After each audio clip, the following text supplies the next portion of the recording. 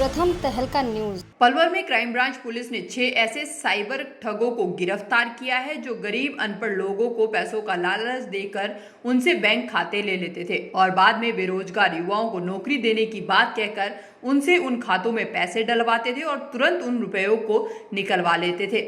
आरोपियों में एक गिरोह का सरगना और एक वोडाफोन कंपनी का प्रमोटर है।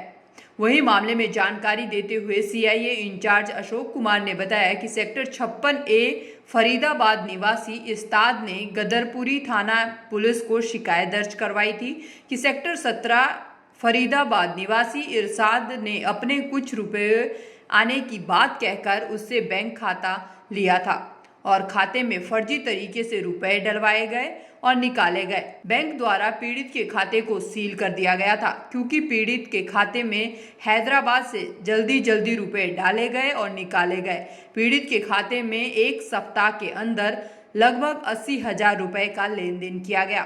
मामले में आगे जानकारी देते हुए क्या कुछ कहा, सुनिए।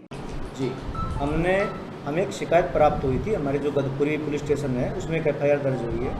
उसमें एक इस्ताक नाम का आदमी है जिसने एफआईआर दर्ज करवाई है। उसका कहना है कि उसके अकाउंट में कुछ लोगों ने ऐसे ट्रांजैक्शन किए हैं 1,80,000 रुपये के समथिंग जो उसने खुद नहीं किए, जिस कारण उसके अकाउंट के खिलाफ भी कंप्लेंट होगी।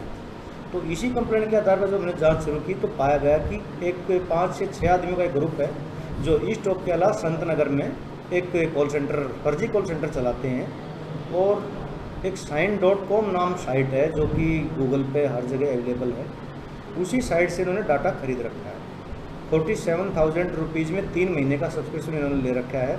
उसी से डाटा लेते हैं और इनका टारगेट सिर्फ बेरोज़गार आदमी ही होते हैं। उन बेरोज़गार आदमियों के पास ये डाटा लेके उनके पास कॉल करते हैं और उसमें भी इन्होंने एक एरिया चिन्हित कर रखा है साउथ का, हैदराबाद, मदुरई, चेन्नई, तमिलनाडु। उस एरिया के आदमियों को शिकार बनाते हैं।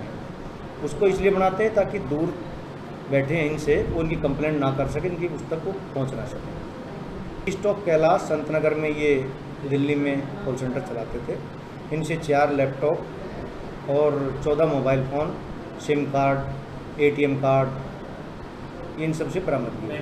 लगभग कितना पैसा की चूना लगा चुके हैं? ये 2 साल में कम से कम 700 से 750 के करीब आदमी को चूना लोग लगा चुके हैं, जिसमें लमसम 1 करोड़ के आसपास ये ठगी कर चुके हैं। आपका तो सर ये सिम कार्ड है जो कितने अमाउंट में खरीदा जाना था और अमाउंट की जो खरीदो किस तरह से खरीदते थे? कितना अमाउंट था? ये जैसे झुग्गियों में कहीं भी एक एजेंट तैयार करते थे। हमारे इस मामले में इरशाद नाम का आदमी था जो झुग्गियों में रहता है सेक्टर 17 फरीदाबाद में।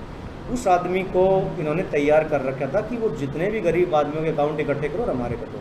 उनको बहलाते थे कि हमारे अकाउंट में कुछ ट्रांजैक्शन होनी है, पेमेंट आनी है, इनकम टैक्स से बचने के लिए आप अपने अकाउंट दे दो, और उनको 5 से 6,000 रुपये का लालच देते और उनके अकाउंट ले लेते। उसी अकाउंट में ये अमाउंट डलवाते थे। कितने लोग हैं गिरोह में? इनका सरगना कौन? इनका सरगना राजा और विवेक है जो पीछे अलवर से रहने वाला है और यहाँ पे दिल्ली में वो रहता है।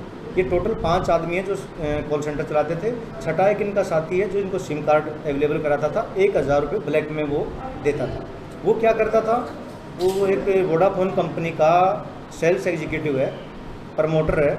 वो जो भी आदमी उसके पास सिम लेने के आता था उसके 2 फोटो क्लिक कर लेता था और उससे 2 सिम जारी कर लेता था और इनको वही सिम प्रोवाइड करवाता था। उसको भी हमने गिरफ्तार कर लिया। अब क्या कार्रवाई कर रही है? अब हम इनके अकाउंटों की डिटेल ले लिए सभी की, इनके पास कितनी पेमेंट है, लेकिन ये सभी की सभी पेमेंट साथ के साथ निकाल लेते हैं।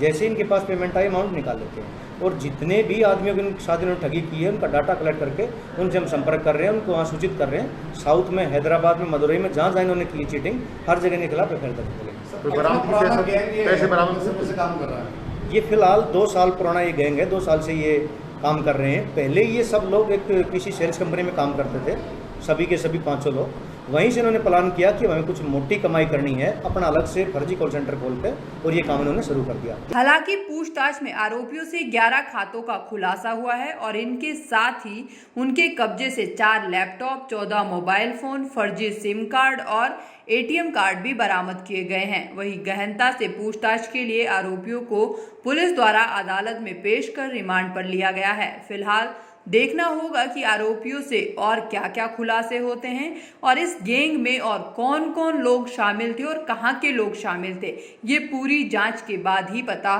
चल पाएगा। प्रथम तहलका के लिए पलवल से सौरभ वर्मा की रिपोर्ट।